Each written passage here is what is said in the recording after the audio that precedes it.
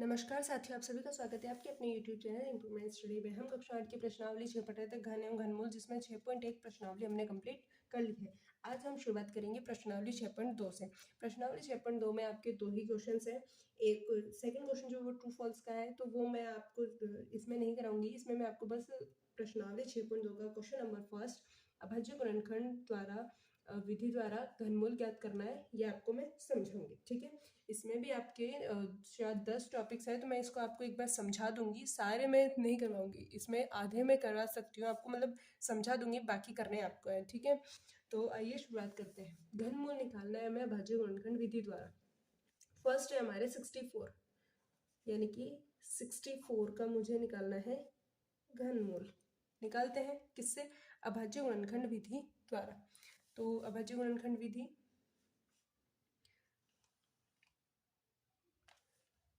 64, ठीक है, 2 का भाग जाएगा, फिर ये इसमें जाएगा 32 बार में, फिर 2 का भाग जाएगा 16 टाइम पे, फिर 2 का जाएगा 8 बार में, फिर 2 का जाएगा 4 बार, फिर 2 का 2 बार और 2 का 1 बार। ठीक है, अब इसमें वही जो हमारा घनमूल वही होता है जो इसकी ट्रिक बनती जा रही है, 2 और 2 इंटू 2। तो 64 का जो है घनमूल क्या हो जाएगा? 4 हमारा आंसर हो जाएगा। ठीक है, इसी प्रकार अब हम करते हैं सेकेंड है हमारे 10648, 10648 और 8। ठीक है, 2 का जाएगा 5, 3, 2 और 4 बार में, फिर 2 का जाएगा इसके अंदर 2, फिर 6, फिर 6 और 2 बार में। ठीक है, इसी प्रकार फिर अपने जाएगा 2 का वापस 1, 3, 3 और 1। ठीक है, फिर एक ये जो है 1331, इसमें हमारे भाग जाएगा 11 का 121 टाइम पे, फिर 11 का जाएगा 11 बार, फिर 11 का जाएगा 1 बार। ठीक है, तो इसके घनमूल बनाने के लिए हमें, यानी कि 10648 का घनमूल बनाने के लिए क्या क्या है हमारे पास? त्रिक किस किस की बनी? एक तो 2 की और एक 11 की। तो 11 इंटू 2 यानी कि 22। इसका 10648 का घनमूल क्या है हमारे? 22। ठीक है, इसी प्रकार इसी के नेक्स्ट आगे करते हैं हम थर्ड है हमारा। नेक्स्ट संख्या कौन सी हमारी? 15625। ठीक है, मैं 3 संख्याओं का निकाल देती हूँ आपके यहाँ एक साथ ही। इसके बाद में नेक्स्ट संख्या है हमारे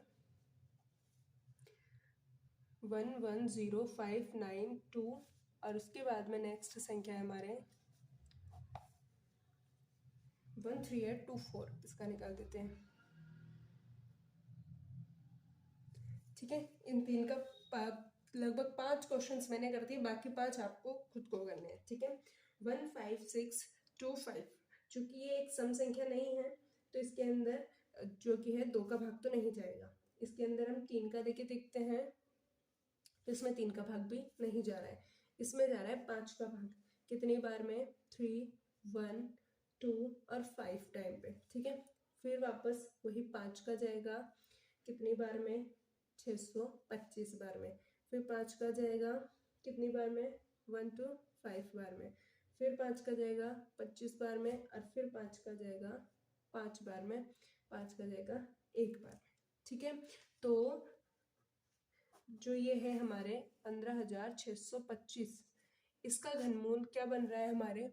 इसका घनमूल बन रहा है 5 इंटू एक तरीके बनी, एक ही बनी किस किस की? 5 की। 5 इंटू 5, यानी कि इसका घनमूल क्या है हमारे?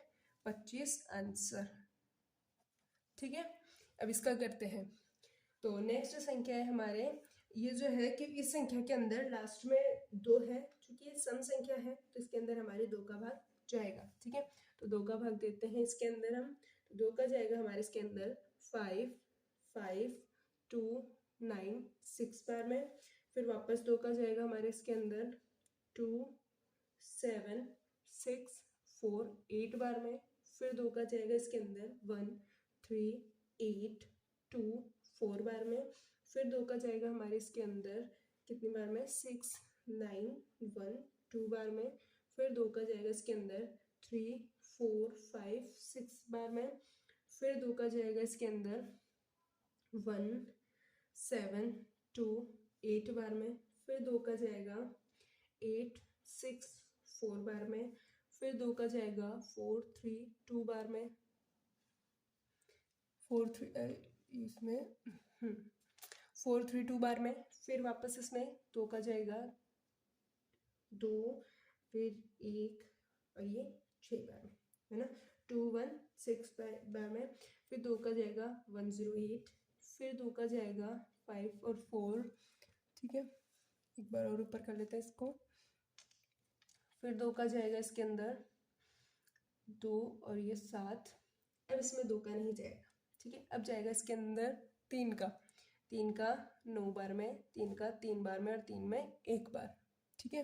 तो कितने इसका जो है हमारे 592 इसका घनमूल क्या होगा हमारे, इसका घनमूल होगा 2 इंटू 2 इंटू 2 इंटू 2 इंटू 3, ठीक है।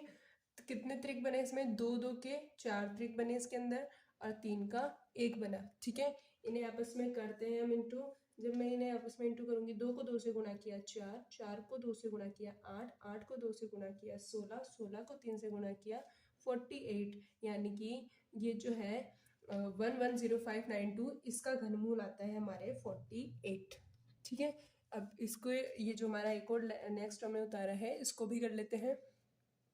इसमें जाएगा हमारे 2 का भाग, इसमें जाएगा 6 9 1 और 2 बार में, ठीक है।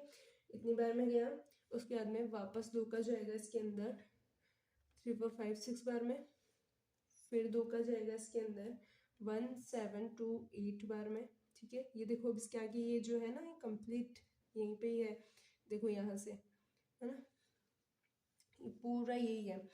फिर वापस 2 का जाएगा इसमें 8 6 4 बार में, फिर 2 का जाएगा 4 3 2, फिर 2 का जाएगा 2 1 6, फिर 2 का जाएगा 108, फिर 2 का जाएगा 54, फिर 2 का जाएगा 27, फिर 3 का जाएगा 9 बार में, फिर 3 का जाएगा 3 बार में और 3 का गया 1 बार में, ठीक है। वही इसका घनमूल क्या होगा 2 इंटू 2 इंटू 2 इंटू 3, ठीक है।